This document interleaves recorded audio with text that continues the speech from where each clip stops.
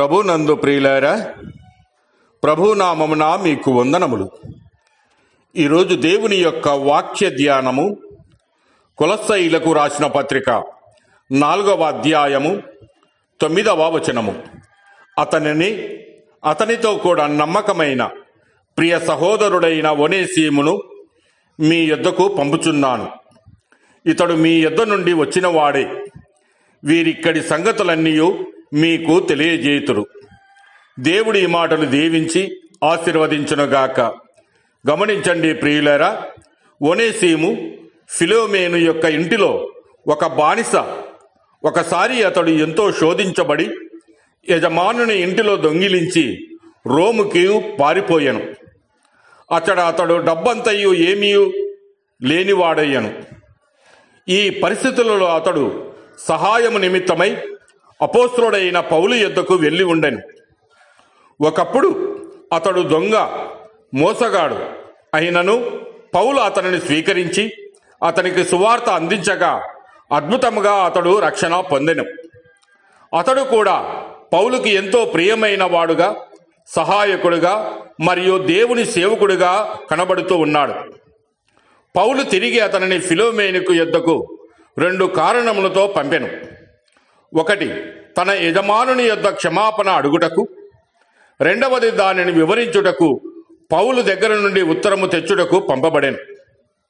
ఒనేసీము వృద్ధుడైన పౌలు పరిచర్య చేయుచు అతన్ని చూచుకొనుచూ ఉండవచ్చును. అదే సమయములో ఇతరులతో పౌలు యొక్క సంభాషణను వినుచు నేర్చుకొనుచూ ఉండెను. ఇప్పుడు అతడు తన యజమానుని ఇంటికి ఒక బైబిలు బోధకుడిగా తిరిగి వెళ్ళాను. పౌలు ఫిలోమేను యొక్క క్షమాపణ ఆత్మను నిశ్చయముగా ఎరిగిన వాడై ధైర్యముగా ఇట్లు వ్రాయిచున్నాడు. అతడు ఇక మీదట దాసుడుగా ఉండక దాసుని కంటే ఎక్కువ వాడుగాను, నీవు నన్ను నీతో పాలివానిగా ఎంచిన ఎడల నన్ను చేర్చుకున్నట్లు అతనిని చేర్చుకొనుము అని సెలవిస్తున్నాడు. ప్రభువు నందు నీ వలన నాకు ఆనందము కలగనిమ్ము. నేను చెప్పిన దానికంటే నీవు ఎక్కువ చేతు అని ఎరిగి నా మాట విందు అని నమ్మి నీకు వ్రాయిచున్నానని పౌలు అంటూ ఉన్నాడు. అందుచేతనే ఫిలోమేను యొక్క గృహము సమానత్వము గల గృహముగాను, ఏకత్వము గల గృహముగాను, సేవా గృహముగాను, సహవాస గృహముగాను మరియు క్షమాపణ గృహముగా ఉన్నది. ఆ గృహమునందు దేవుని వాక్యము గణపరచబడెను. అచ్చట అనేకులు ఆదరించబడిరి. ఆ గృహమునందు విధేయత గలదు. అచ్చట ప్రభు అయిన యేసు క్రీస్తుకు ప్రథమ స్థానము ఇవ్వబడెను. అచ్చట అనుదినము దేవుని స్వరము వినబడుచుండెను మరియు దేవుని చిత్తము సంపూర్ణముగా నెరవేర్చబడుచుండెను. పౌలు కోరిన దానికంటే తక్కువ చేయువాడు కాదు. కుటుంబముగా వారు దేవుని ప్రేమను చూపిరి, ఆయన శక్తిని బయలుపరిచిరి. ఫలితముగా ఫిలోమేను ఇంటిలో అనేకులు మార్పు చెందిరి, రూపాంతరపరచబడిరి మరియు ప్రభువును ఆరాధించిరి.